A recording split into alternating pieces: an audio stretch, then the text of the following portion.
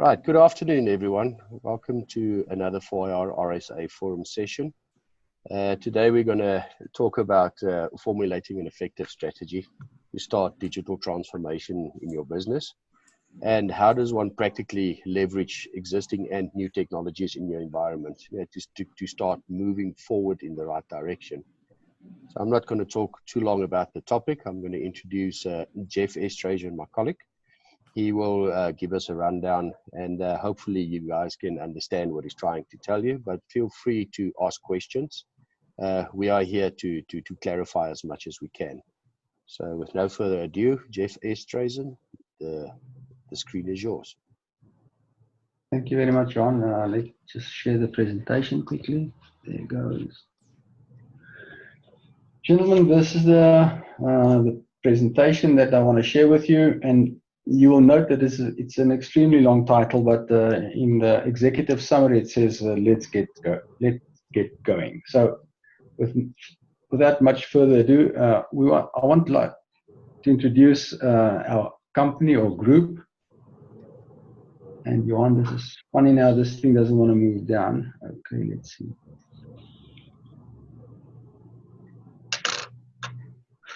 This presentation, we're part of the Octai group. We established ourselves about a year ago, comprising of about 11 people, and collectively we've got more than 100 years experience in ERP, PLM, and business process automation and things like that. So you can go and check our LinkedIn profiles, and what we share with you today is based on a number of building blocks that we've come across in the marketplace and our own views based on our experience. And as Johan said earlier, please ask questions, please critique, so that we can also get your views and approach on this. So what is 4IR and the way forward without all the jargon and the hype? And there are a couple of things that we can look at. What is business all about? What is 4IR all about? How does 4IR impact my business? How can I leverage it to improve my business? And how can I take action? So let's jump in on the first one. What is business all about? And I think all of you have a very good idea of what business is all about, but let's just calibrate and make sure that we're on the same page. It is about people. It is about tools, hardware, and infrastructure. It is about processes and procedures. It is about a goal and a strategy. It is about a business model. And it's about culture and the environment in which you find yourself. But if you draw a line, that blue line actually represents the water line. And you will find that the three items listed above the water line most often gets most of the attention and focus, because those are the hard issues that you focus on every day. And the three items below the line are sometimes neglected, to say the least. But let's put business into a bit of more perspective by looking at a couple of other attributes of it. So I would like to call this not a value stream, but a business stream. And you will see that your business is wedged like the ham in a sandwich between a customer and a supplier. And if you look at that, we can add on and say you get a demand from your customer in terms of quantity, value, quality, and velocity, or the speed of delivery. And you superimpose that demand based on your capacity and capability on your suppliers. Furthermore, if you zoom into your own business, you will find that you want to add value with the stuff that you receive from your suppliers to make sure that what you push onto your customers meet the quality and quantity expectations, and at the right price, obviously. So in order to add value, you apply those three value-adding elements, tools, systems, infrastructure, processes, procedures, and people, and you introduce some sort of management system to control this whole business. But wait, there's more, as they normally say in all the TV ads. Your business also has a vision, a goal, a strategy, a particular culture, and last but not least, a product and within its own life cycle of some sort. And unless you understand all these elements and attributes of a business, you're most likely to fail when you want to embark on either improving your business and or to get onto the 4IR bus to make sure that you can thrive into the future. There, however, an additional couple of things that we should have a look at. There's also industry trends and drivers in terms of standards, best practices, and now we approach the 4IR domain, disruptive technologies. What is going out in the world outside of your business that you may not even be aware of? The last element there that we should have a look at is, although you have customers and suppliers, you may find that you have opportunities to engage with other customers based on the services that you've already rendered or the product you're already selling. And based on your skills and expertise that you've accumulated in your business, you can find opportunities to improve your suppliers so that they can render a better service. But take note, all the people in the business environment today is trying to do all these things. And they're trying to do this at a rate of knots because they realize that unless they do it, they will not thrive in the near future. Hence the little red block there. Who are your competitors in the business? Because your competitors are also trying to satisfy your customers' potential demand. So this is in a nutshell what we believe a business looks like from the outside. So what is 4IR all about? And we've coined two extremes. The first one being the full Monty, and the second one a reduced or a minimum environment.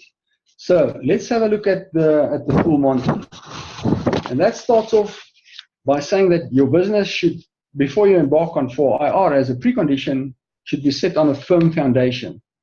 And if you look at the foundations, it means that you must have business infrastructure and, or in other words, a digital foundation. You must have processes and procedures so that you can have operational excellence. You must make sure that your value streams and things are aligned to ensure business excellence, and you must have a business model that supports innovation, because these are the foundations of a good business. And if you take note, you will see that there's a little picture in the bottom there, and that indicates it's like the blueprints of a house plan. Because the very next one is, if you have the firm foundations, there are an assortment of what I call pillars out of 4IR that you can apply as applicable at that particular point in time in your business.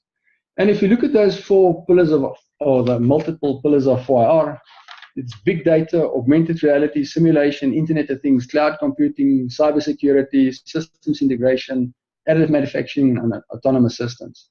So without having laid down a firm foundation, it'll be, in my mind, plain stupid to try and build on top of that with any of these 4IR pillars.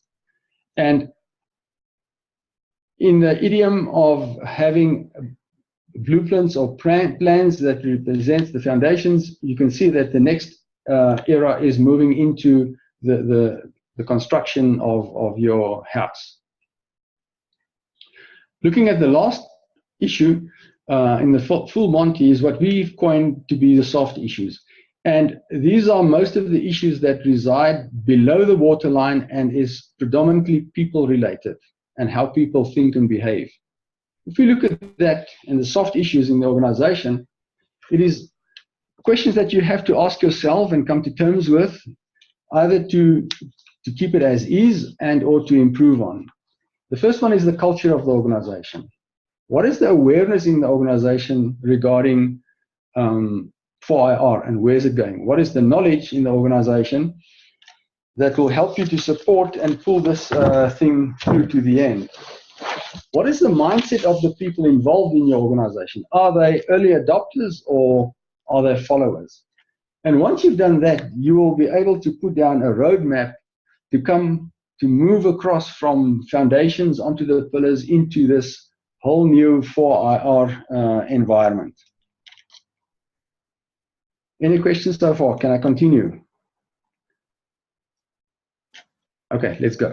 Thanks. Then, if we have the reduced or the bare minimum approach, and there are three little blocks there. The one is core data, the other one is connectivity, and the other one is skills and talent. So if we dig into core data, the first thing is, why data? Because you use data to control your processes, you use the data to assist business decisions, and you manage and govern your business having data that gets turned into KPIs. But if you look into data, you must find or acknowledge that you have to capture the data, whether it's automated or manual. You have to analyze the data so that it will enable you to make decisions and then to take actions. You will have to manage and store the data so that you can distribute it to the people that actually requires it. And last but not least, you must make sure that you have security of the data, because you're all aware of all the efforts that the hackers have nowadays to get access to data, because one of these days or data will become the next money or the gold for people making money with. So data is extremely important. And as Skulk alluded earlier, either you have data that you generate internally, which is actually your intellectual property, and or you take ownership and governance of one of your customers' data. He sends you a model of a widget that you have to produce, and you better make sure that you have that data stored and under control that will help and protect him as well as you. The next item or topic that we should have a look at is this whole idea of connectivity. The third element, the second element in the bare minimum approach. Connectivity, we can break down into a number of let's call it groups and categories. The first one is connectivity between systems, PLM, ERP, and MES. Apologies for all the abbreviations, and at the end I will share a good joke with you regarding all these. So systems and how they're integrated or connected to each other. And in most of the modern companies, we find that this connectivity is based on Excel spreadsheets, ODBCs, and copy-paste of data. The next one is machines, processes are to be connected to data servers, because if you have an intelligent machine like a CNC machine or a 3D printer, you need to make sure that the data can seamlessly flow from your server onto your machine without any disruption or loss of data and data integrity. You must make sure in terms of that connectivity whether you push or pull the data and at what frequency, because that will have an impact on how big or well your network infrastructure has to be established. And then, as I've mentioned earlier, is the internal or external connectivity, including the security thereof between your business and either your suppliers or your customers. The third element there that we have to look at in the bare essentials is skills and talent of people. And you have to consider what is the skills and talent of your own personnel. And you have to make sure that they are equipped and they have bought into this journey that you're about to take. You have to make sure that you have the correct talent in terms of the people that you've employed. Otherwise, you will be extremely frustrated down the line, because they will not have the skill to work and to facilitate what you've planned. Then, if you don't have your own personnel, you could always utilize the ecosystem as a source of skills. And if you look at the skills required, there's a distinct link between the task that needs to be done and the skill level that you require. And if we look at the next group is just a view of how that thing is put together from our perspective. First of all, the level of involvement is only to apply or use the environment or the system. The next one is to administrate it. And the highest level of skill or involvement is to design, modify, or integrate a system. So if you take that and you say, let's look at the skills required to perform the task versus the task frequency. To apply and use, you have relatively low skills required, but the task frequency is high. Going up in the hierarchy, to administrate it, you'll need more skills, and the task frequency of administration should become less. The highest skill level sits in the design, modify, and integration of the system, but once you've accomplished that, the task frequency also becomes the lowest of the cascade. And you need to make sure that you have people or access to people in all three layers to perform these activities. And if you do not have them available, you and your business will be frustrated because you will not achieve the goals that you have set for yourself to achieve. Jumping on to the next topic is, how does it impact 4R? How does it impact my business? And in brackets, how does it impact me? In general, your business should become faster, cheaper, and better, because now you have access to data, you can do data mining, you have analytics running, and you can make much better decisions that will support your business. You can also have, based on that, new solutions and new ideas, because you're now linked into a bigger environment where you can see how other people do virtually the same thing. And you can say, okay, from this perspective, I have the capacity and the ability to produce another product or provide another solution. And it impacts your indirectly in the long term that you will either thrive or you'll become obsolete. Hence the me in brackets. 4IR impacts you as an employer or a manager in the business in exactly the same way. You have to make sure that you stay ahead of technology, upskill yourself continuously. Otherwise, you will become like a till operator in the next 5 or 10 years will be an obsolete job.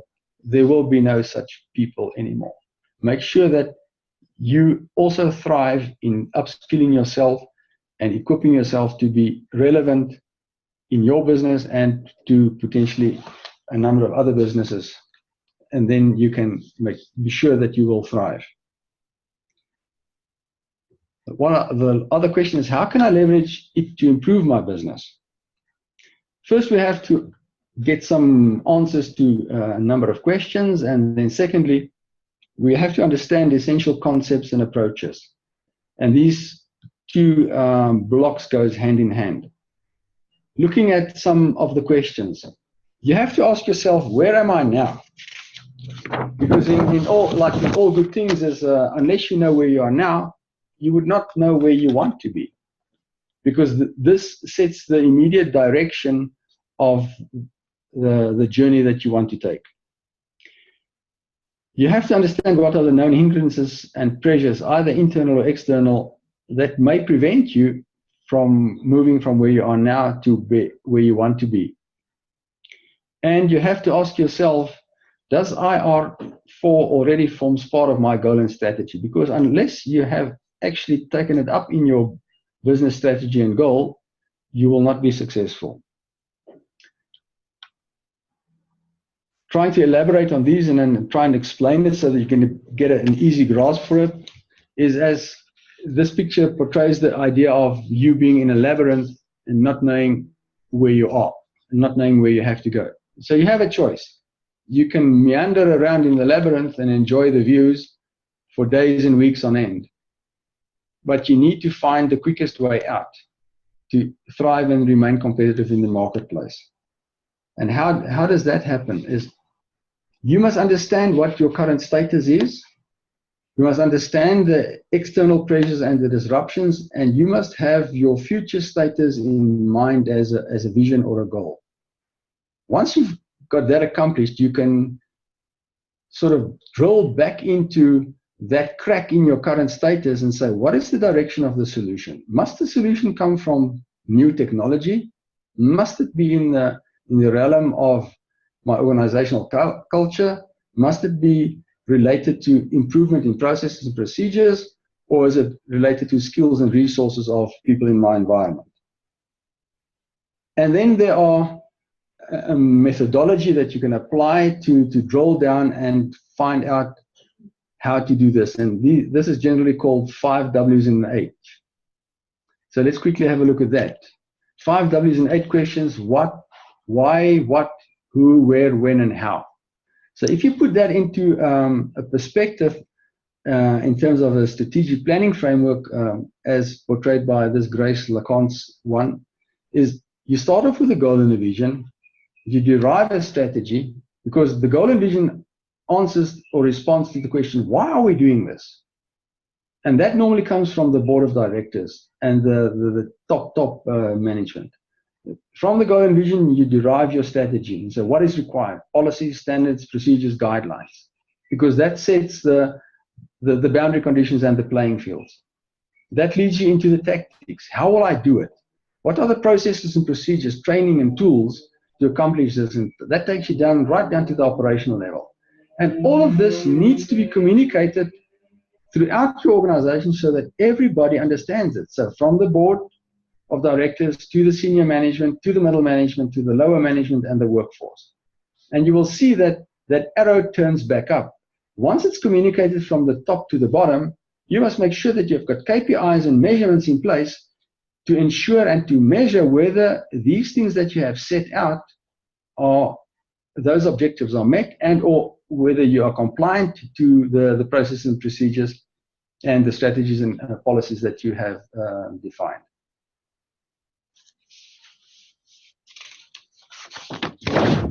One of the other things is, can you find your business currently somewhere on this graph? And this is the transition of the 4 industrial revolutions. The first one being steam, that enabled us to do mechanization. The second industrial revolution relates to electricity and mass production. The third one, automation, computers, electronics. And the one that is in our faces today, and I believe is gathering speed at a rate of knots, is cyber physical systems, Internet of Things, and networks. So can you as a business map yourself on this particular environment? And I postulate that most businesses find themselves somewhere in this domain, on the doorstep of trying to get onto that S-curve. And you will see that these technologies, the life expectancy of these technologies is becoming shorter and shorter and shorter as the time progresses. You must find yourself on this technology curve.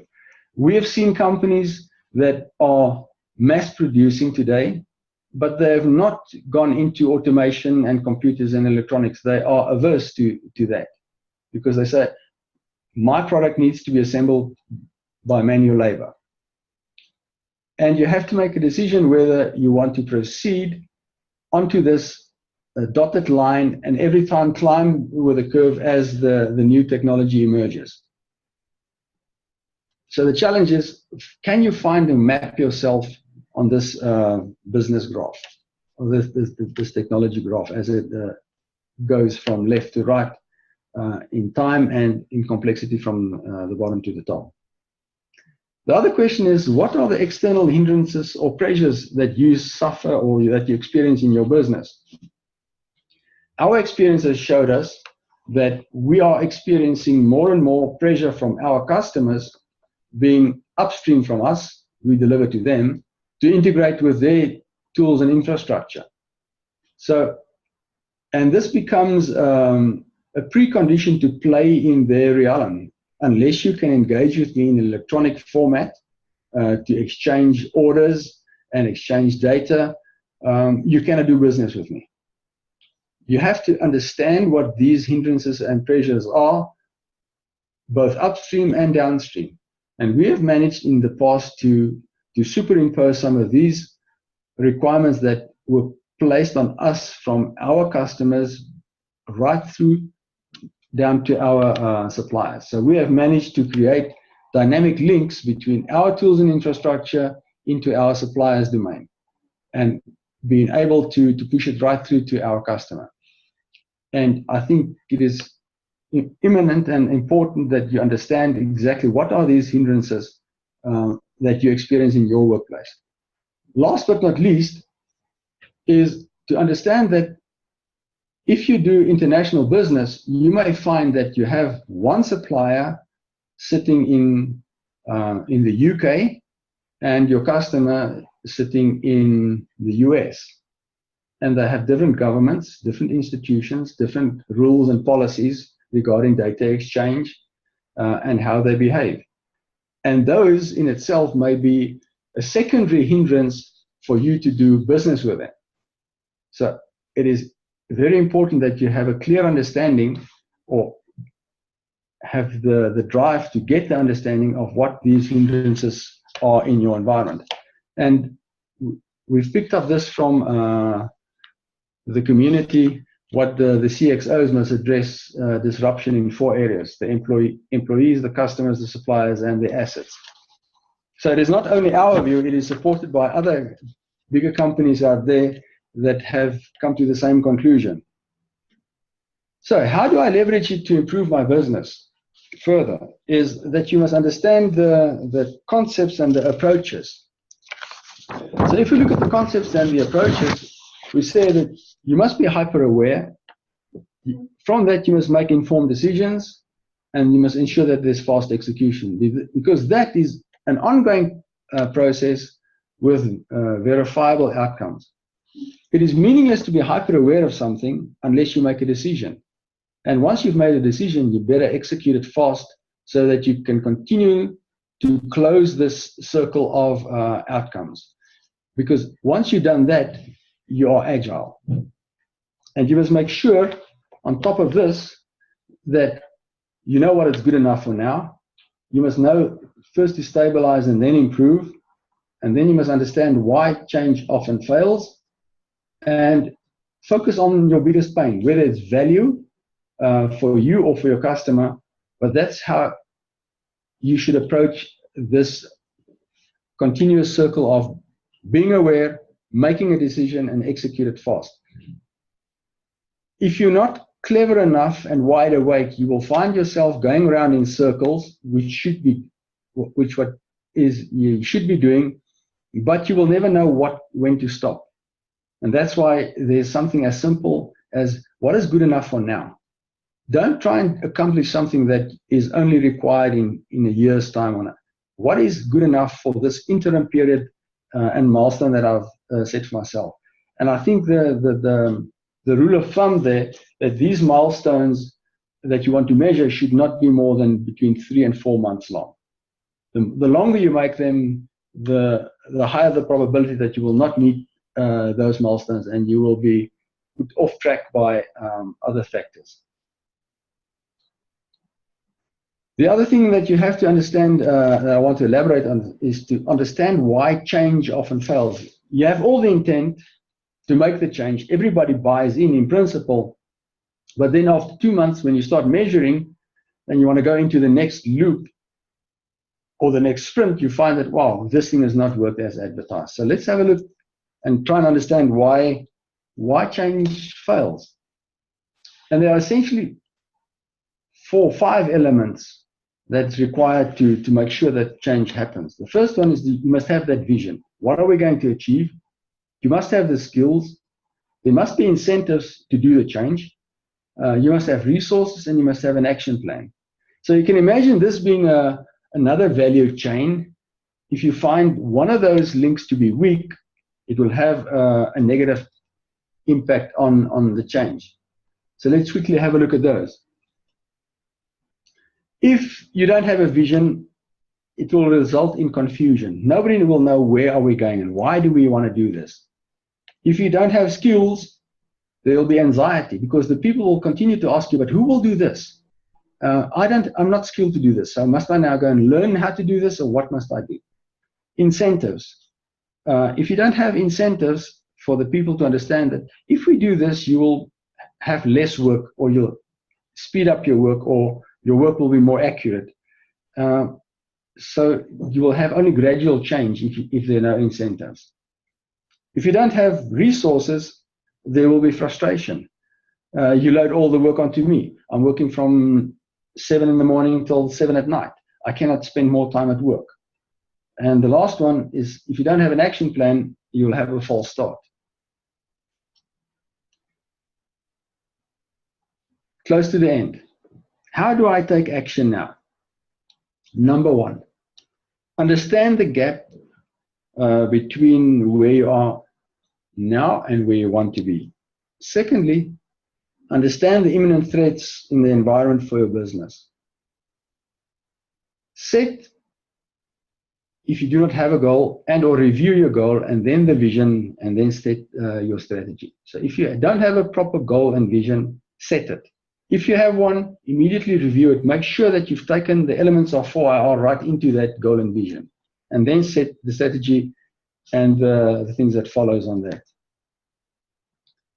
Decide which of the 4IR topics are relevant now, in the midterm and into the future, because it's obvious that all of those will for sure not be applicable to your business and the business environment. Some of them may be never applicable in your environment. Remember the concepts of agile, less is more, keep focused, stabilize then and then grow. Ensure that the elements of change are present, because if one of those elements are not present, you're most likely to fail. And then if all these fail, phone a friend. Make sure that you have access to an ecosystem of skills and knowledge. And that is, in a nutshell, a 1, 2, 3, 4, 5, 6-point recipe of how you can take action to formulate an effective strategy to digital transformation and how to leverage new and existing technologies, a logical way to move forward. Let's get started. Thank you very much. Please contact us if you have any questions and you require support on your journey. You'll see all our contact details in the bottom.